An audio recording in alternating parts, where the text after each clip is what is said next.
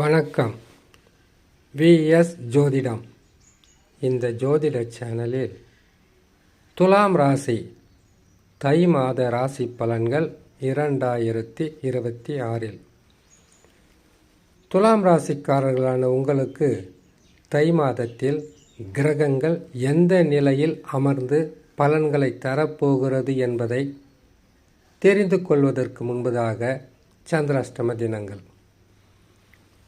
சந்திரன் 8ஆம் இடத்தில் சஞ்சாரம் செய்யக்கூடிய நாட்கள் சந்திராஷ்டம நாட்கள். இந்த சந்திராஷ்டம நாட்களில் புதிதாக தொழில் தொடங்கக்கூடாது, வியாபாரங்களை ஆரம்பிக்கக்கூடாது, யாரிடமாவது பணம் கொடுப்பது அல்லது பெறுவதை தவிர்க்கணும். பணம் மட்டும் இல்லை, கொடுக்கல் வாங்கல் இந்த நாளில் ஆரம்பித்தால் அது பிரச்சனையில் போய் முடியும். வண்டி வாகனங்களில் வேகமாக போகக்கூடாது.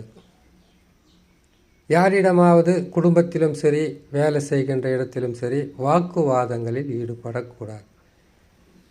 இவ்வளவு பாதகமாக தந்துடும் சந்திராஷ்டம தினங்கள்னாக்கா, நாம் எது செய்கிறதாக இருந்தாலும் எது செய்தாலும் ஒரு காலத்தில் அது ஒரு பிரச்சனையாகவும் அதனால் ஒரு சில தொல்லைகள் வராமல் இருக்க வேண்டும் என்றால் இப்போ சொல்லக்கூடிய இந்த சிறு பிரச்சனைகளை கூட வராத அளவுக்கு தடுக்கின்ற பொறுமை, அமைதி, நிதானம் கட்டாயம் தேவை.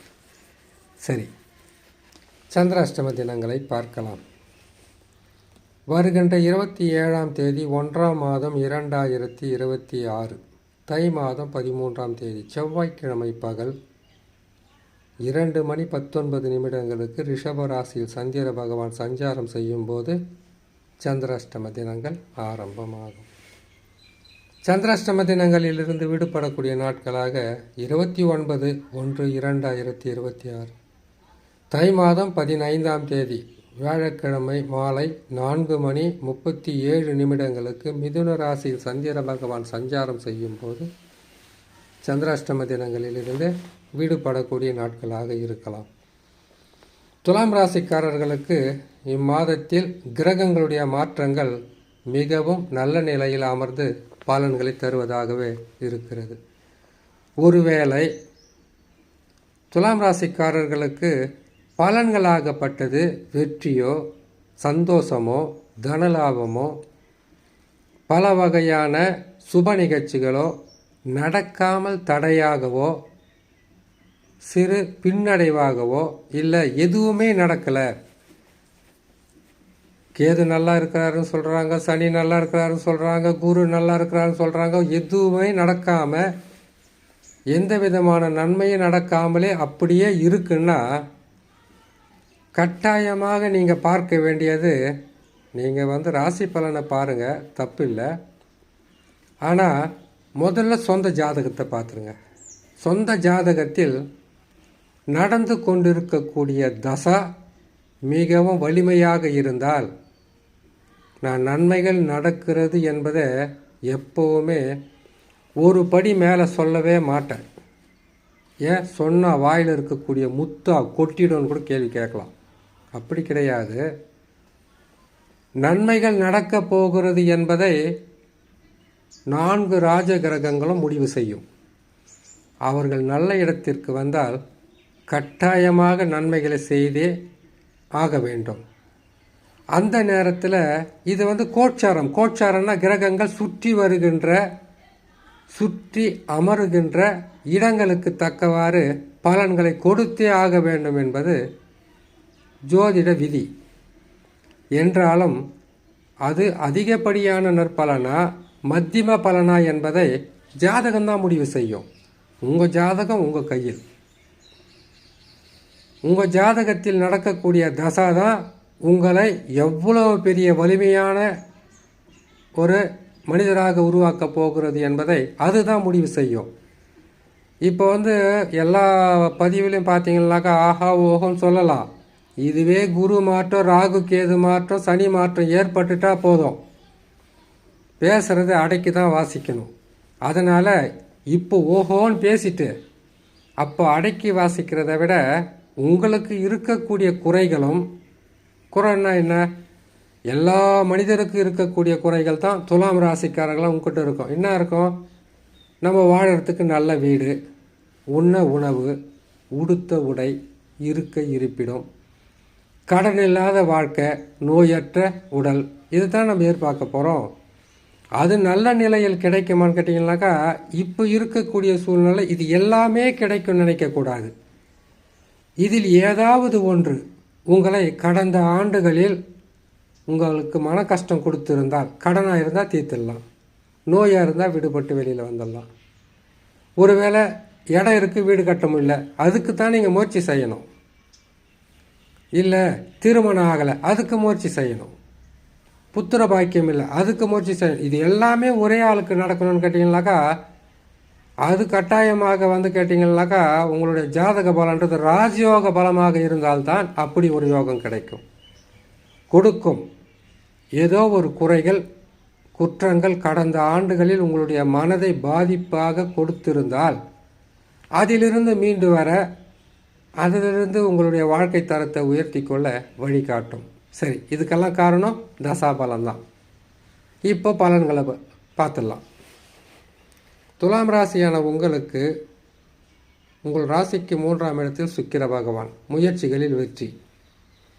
சூரியன், செவ்வாய், புதன் 3 கிரகங்களும் இணைந்து ராசிக்கு 4ஆம் இடத்தில் இருப்பது சுகஸ்தானத்தில் பாதிப்பு ஏற்பட்டாலும் வண்டி வாகனம், கொடுக்கல் வாங்கல், வீடு கட்டுவது, இல்லை வீடு கட்டுவதற்குண்டான முயற்சிகளை செய்வது, வீட்டிற்குண்டான அனைத்து வகையான நற்பலன்களும் செய்து சாதிக்கிற காலமாகவே இருக்கும்.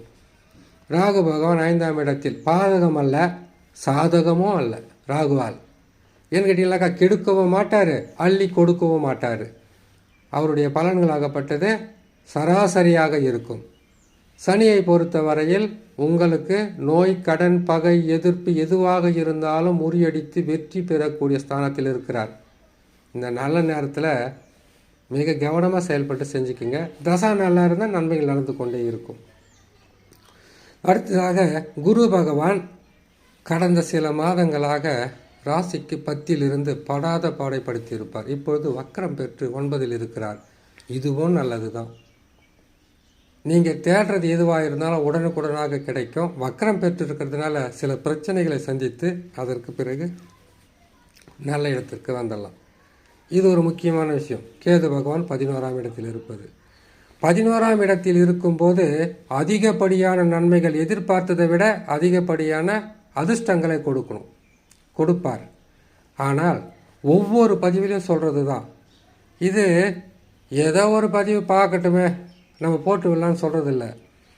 கிரகங்கள் அமர்ந்த இடத்திற்கு தக்கவாறு பலன்களை கொடுக்கும் என்பது ஞானிகளின் கருத்து. அப்படி இருக்கும்போது 11ஆம் இடத்தில் குரு இருந்தாலும் சரி, சனி இருந்தாலும் சரி, ராகு இருந்தாலும் சரி, கேது இருந்தாலும் சரி, இது ராஜ கிரகங்கள் இருக்கும்போது நம்ம வாழ்க்கை துணை இருப்பாங்க. வாழ்க்கை துணை இல்லாதவங்களுக்கு உடனே துணை கிடைக்கும். வேலை செய்கிற இடத்துல தப்பான உறவு தான் கிடைக்கும்னு நீங்கள் நினைக்க வேணாம். அதுக்கப்புறமா கிரகங்கள் மாறும்போது அது தவறான வார்த்தைகளை உங்கள் மீது பிரயோகப்படுத்தக்கூடிய ஒரு சூழ்நிலையாக மாறிடும். அதனால் உபஜயஸ்தானம் என்பது உபகலத்திரஸ்தானம் சொல்லிடுவாங்க.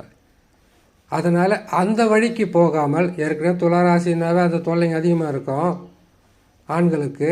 அதனால் மிக கவனமாக, பொறுமையாக, நிதானமாக செயல்பட்டால் இந்த உபகலத்திரஸ்தானன்றது வருதுனாவே உபத்திரமும் சேர்ந்து வருதுன்னு அர்த்தம்.